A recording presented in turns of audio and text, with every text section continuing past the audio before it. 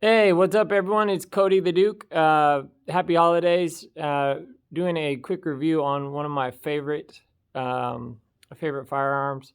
It's another one of my Sig Sauer P938. A lot of people also have the P238. So the difference between the P938 and P238 looks like this. And this is all empty, by the way. All right. So P238 shoots 380 ACP. P938 shoots 9mm. This is a 7+1. So, couple things about it real mag release is not ambidextrous, but the mag release button has a stippling on it that is really nice, and I can get to it easily with my thumb when I have a full grip. So I'm not having to torque my hand, but watch how it pops out. Like, that thing falls out very easily. Difference aside from the caliber on the 938 and the 238. 238 looks like this. So there is no room for your pinky unless you get a 380 mag with the extra extension for your pinky, but it does not add extra ammunition or an extra round. The round count's the same on both, which is a little strange to me. I might get a 238 if it carried maybe 8+1, but these things are a little more expensive. If you are on a budget, I wouldn't get this as your primary. But I think it looks very sharp, and it is one of my favorites. Accuracy wise, does have tritium, glow in the dark sights. All right, and then the safety is ambidextrous, which is nice.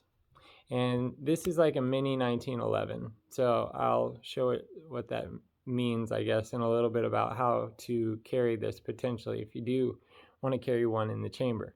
So the dangerous way would be to put one, and I wouldn't suggest doing this, nor do I do it, but if you do put one in the chamber, take the safety off, grab the hammer, and pull the trigger. You then have to let the safety back, obviously, and then put the safety back on. Now, this is not a double action, single action. So even safety off, actually it is double action, single action. One thing though that I would do if I am in that situation is you can pull it at half cock like that, and now the pull is not as hard. So that will get the first shot off, which will then rack the hammer. Safety. That'll then rack the hammer, which will not stay back, slide forward, and now the hammer's back, and the pull on single action is much more crisp. So, and then reset for a follow-up shot right there.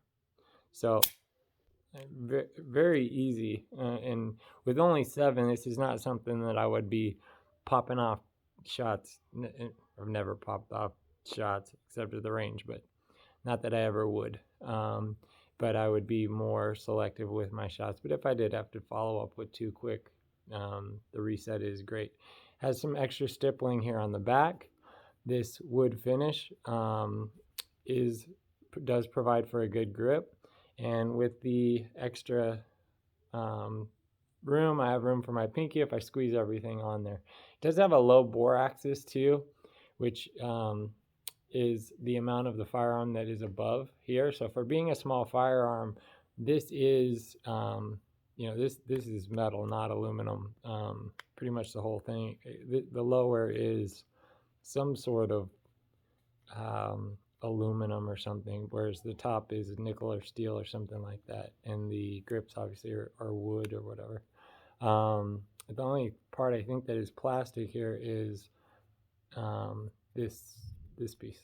So, all right, these are not cheap if you're on a budget. So I can suggest better options. I just really just mostly think it's cool, which is not what I normally buy my firearms based on.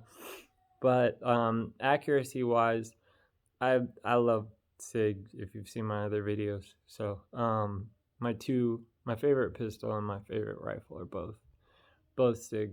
If Sig made a shotgun, I would probably buy it. So anyways, all right. So we've covered the trigger, sights, hammer, safety, and magazine. I think these, maybe you can get them now for around $750 or so. They do run some like all black, and they have some different finishes on these. And I think there's one that you can get for around like maybe under 700. So but watch out, some of them come with a flush mag, and I just wouldn't recommend that unless you have tiny hands. So the holster I have for this is made by DeSantis, I really like DeSantis holsters. It's all leather, but this thing stays in there. Like there's no wiggle, and I'm not a big fan of the two hooks. I like this one hook, and that's it. I have an extra magazine that can pop out and pop in real quick, and then I also carry one other mag like this, so of the same thing.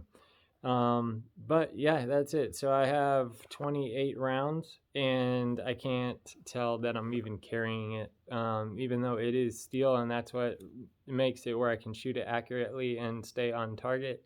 For being such a short-barreled gun, I think it is because of the way it's built and the bore axis and the weight of it, but still not noticeable. So, but this thing stays in there well. I mean, it does not wiggle around. I'm gonna have to shake it to get it to fall out, which I'm not really doing cartwheels or flips these days, although I think the centrifugal force would keep it in. So that is the Sig Sauer P938. So do me a favor. Some of my videos are getting a bunch of views and comments, and I love them. I'll keep making more videos, and love to hear some requests on some of the stuff you would like to see. Whether it's I'm going to do some financial videos. I was a stockbroker, but also just personal finance, I think, is something our country needs a little more on, and should be taught in schools instead of trigonometry or whatever.